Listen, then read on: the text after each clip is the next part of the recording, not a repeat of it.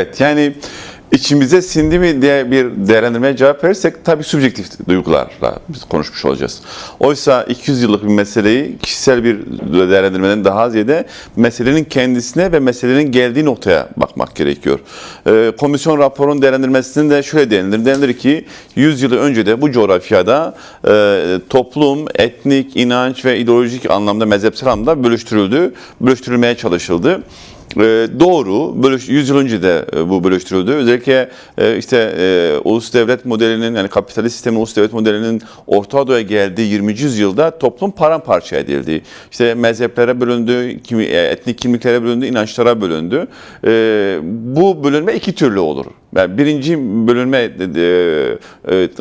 mekanizması ya da motivasyonu, yani bu toplumları yönetmek isteyen ve toplumun dışındaki mekanizmalarla, özellikle kapitalist modernite toplumu parçalayarak, bölüştürerek, karşıtlaştırarak, kutuplaştırarak toplumu yönetmeye ve sevk ve organizasyon etmeye çalışır.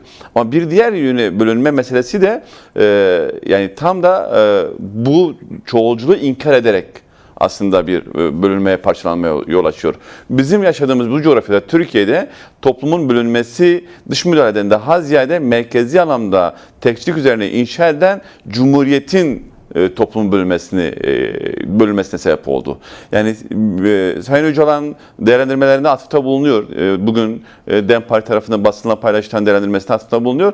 Evet, 1923'te Cumhuriyet kuruluşa giderken gerek Cumhuriyet'in kuruluş metinlerinde gerek Mustafa Kemal'in değerlendirmelerinde Türkiye'ye açık bir isimle Cumhuriyet kurulurken açık olarak atıfta bulunuyor.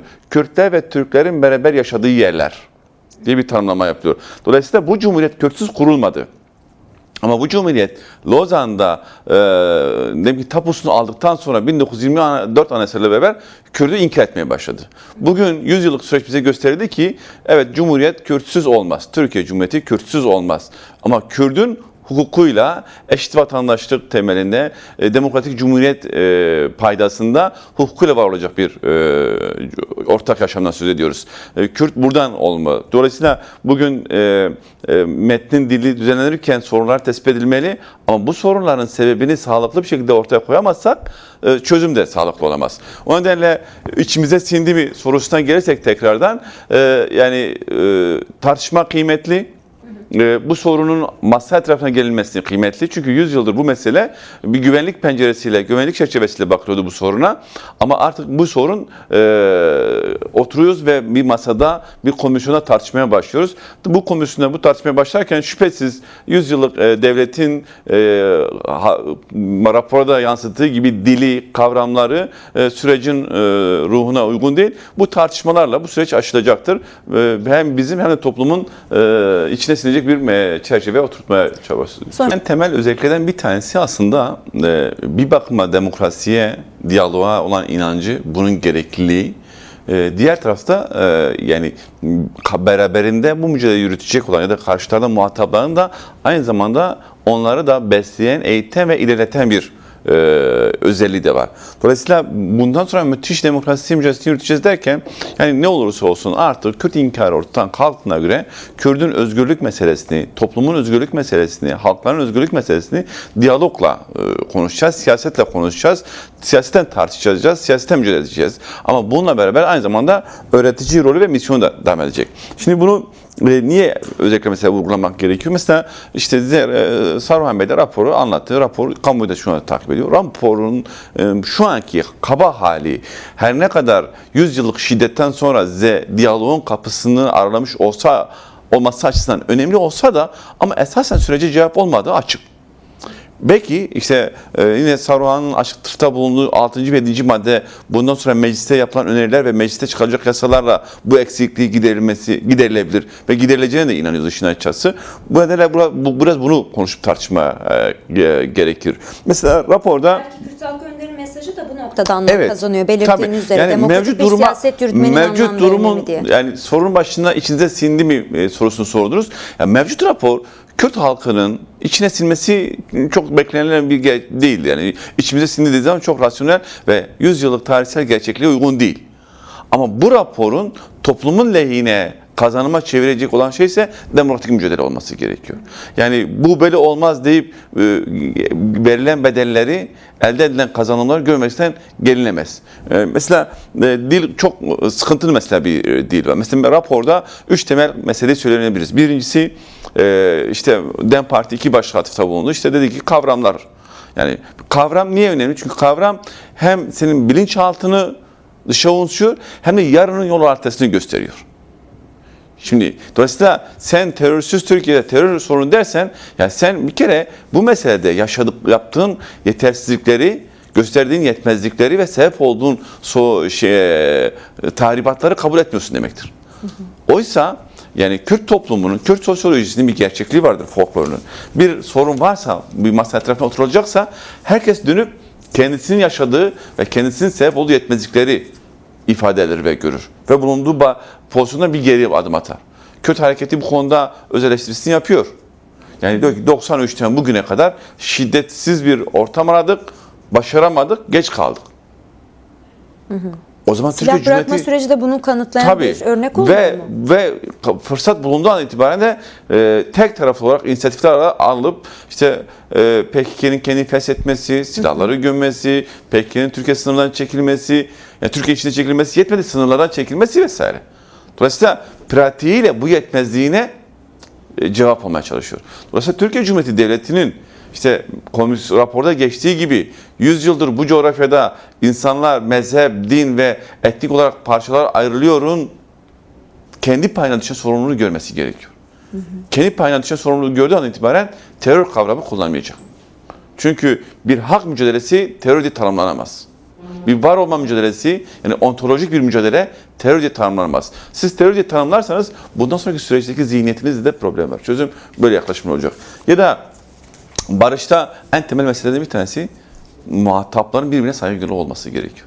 Ve muhatapların birbirlerinin iradesini kabul etmesi gerekiyor. Dolayısıyla Süreç sanki Ankara'dan yürütülüyor gibi bir dilde var ya mesela. evet, tam da bu. Onu da söyleyeceğim. Mesela bir tane işte raporda idareye güçlü bir yetki veriliyor, önemli bir yetki veriliyor. Nedir o yetki? Muhatabının yapmış olduğu yerine getirmesi gereken tutum ve davranışları yerine getirip getirmediğini idarenin gözetimindeki bir kurul belirleyecek. Yani hükümetin gözetimindeki bir kurul belirleyecek. Peki diyelim ki PKK ya da Abdullah Öcalan'ın örgütü PKK kendi üzerine düşen sorumlulukları yerine getirdi. Bunun karşısında idarenin yapması gereken eylemlerin yerine getirip getirmediğini kim kontrol edecek? Mekanizmalardan söz ediyorsun, denetleme açısından. Raporda bu var mesela. Kim kontrol? Mesela burada yetersizlik var. Meclis buna müdahale olması gerekiyor.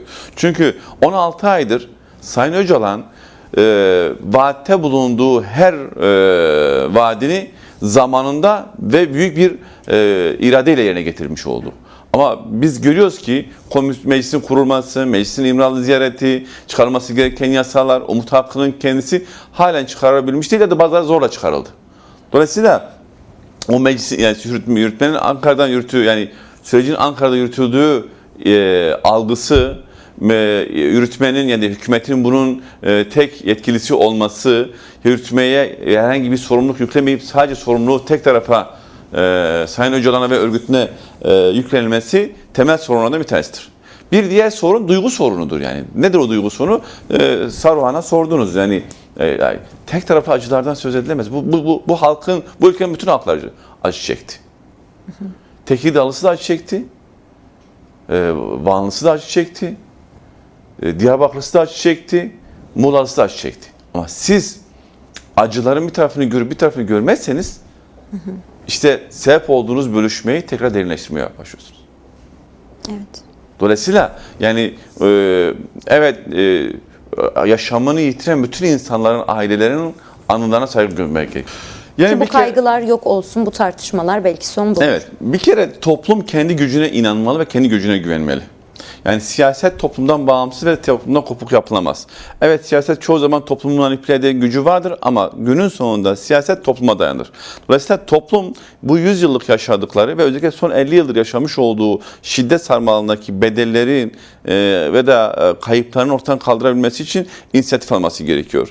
Bu da temel mesele örgütlemedir. Şimdi en nihayetinde diyelim ki toplum sadece siyasi partiler üzerine örgütlenmiyor. Sivil toplum örgütleri, hak mücadelesini yürüten demokratik kitle örgütleri ve de güçlü meslek kuruluşları örgütleri, bütün bunların hepsi aslında bu sürece daha güçlü bir şekilde sözünü kurmalı ve daha güçlü bir şekilde aktif müdahil olması gerekiyor. Çünkü diyoruz ya, mesela barış ve demokratik toplum sürecinden bahsediyoruz. Dolayısıyla bu demokratik toplum, toplumun kendisini ilgilendiriyor. Toplum sürece katılmalı ve dediğim gibi bu mesele bir tek Kürtlere de bırakılmaz. Çünkü demokratik toplum sadece Kürt'ün hakkını vermekle değil, toplumun bütün kesimlerin haklarının verilmesi gerekiyor. Ermeni'nin de hakkını vermesi gerekiyor. Süryani'nin de hakkını vermesi gerekiyor. Çerkez'in de hakkını vermesi gerekiyor. Dolayısıyla bu halkların da artık güçlü bir şekilde demokratik taleplerini yükseltmeli ve demokratik taleplerini ortaklaşırken işte Kürt siyasi hareketiyle birlikte mücadelesini yürütmeli. Aynı şekilde Sarıalmamuç bunu söyledi çünkü bundan Evet. sonraki süreçte de devam ettireceğiz meclisteki sözümüzü ve karşı çıkışlarımızı diye.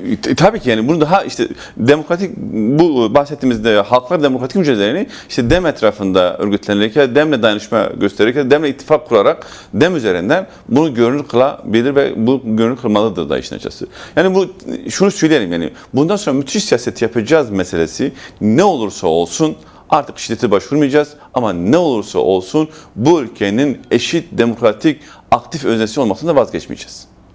Ve bunun için de yapılması gereken birinci mesele şudur: toplumu örgütlemek.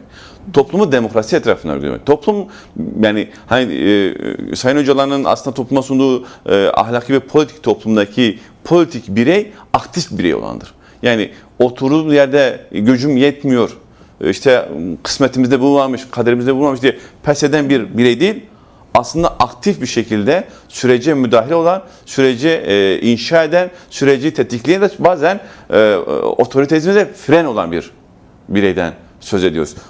Bu bakımda DEM Parti ve bileşenleri aslında yani son 16 aydır sürekli sahada bunun aktif bir şekilde çalışmasını sürdürüyor, mücadelesini ediyor. Bir diğer tarafta da aslında Türkiye toplumunun daha farklı kesimlere gitmesi gerekiyor. Şunu söyleyebiliriz belki, yani bu süreçte DEM Parti mücadeleyi halk tabanında, kitle tabanında ağırlıklar kendi kitlesine kalmış olabilir, belki orada kaldı. Bu eleştiri yapılabilir ama bundan sonra DEM Parti, ben eminim ki Türkiye sahasının bütün coğrafyalarına ve bütün kentlerine bu mücadeleyi gidip anlatması, tartışması, onlara sürece davet etmesi gerekiyor. Mesela yine dil haftasından söz edelim. Mesela Türkiye'de şu anda 2-3 tane dil yok oldu. Yani bir tanesi işte Kapadokya Yunancası. Şu anda aynı zamanda Pontus Rumcası da kaybolmadı. Dolayısıyla Karadenizli Pontuslular bu sürece aktif bir şekilde, demokratik bir şekilde müdahil olmalı ve demokratik mücadelesini yürütmeli. DEM Parti gidip buraya ses olabilmeli. Şunu söyleyeyim, Türkiye toplumunun önünde gerçekten müthiş bir fırsat var. Yani ve Türkiye toplumu buraya bir günde gelmedi, kendiliğinden gelmedi. Hafızamızı tazeleyelim, 2016'dan 2024 yılına kadar ülke müthiş bir kaos ve müthiş bir şiddet sarmalı içerisindeydi.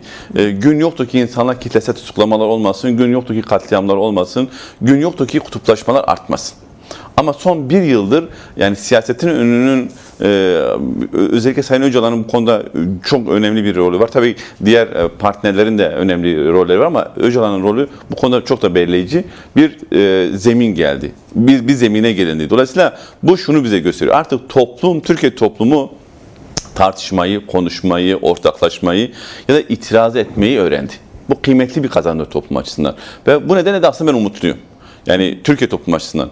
Kürt halkı açısından çok net bir şekilde söyleyeyim ki Kürt halkının en temel özelliklerinden bir tanesi sanırım Hamit Bozaslan'ın önemli sözlerinden bir tanesiydi. Devleti olmayıp uluslaşan bir halktır. Yani Kürt halkı artık yani neresinde, hangi köyde Kürt'ün herhangi ulusal sembollerini, bayrağın renklerini, ulusal renklerini sorsanız da diğer ulusal folklorik değerleri sorsanız da size tarif edecekler. Dolayısıyla Kürt halkın da yeni yüzyılda kesinlikle Orta Doğu'da aktif bir özne olacaktır. Ama bu 5 yıl olur ama bu 10 yıl olur. Ama özne olacaktır. Dolayısıyla Kürt halkı bu iradeye özellikle son yıllardaki kazanımlarına bakarak daha fazla örgütlenmeli ve öncülerini, partilerini, örgütlerini daha iyi takip etmeli ve etrafından örgütlenmeli.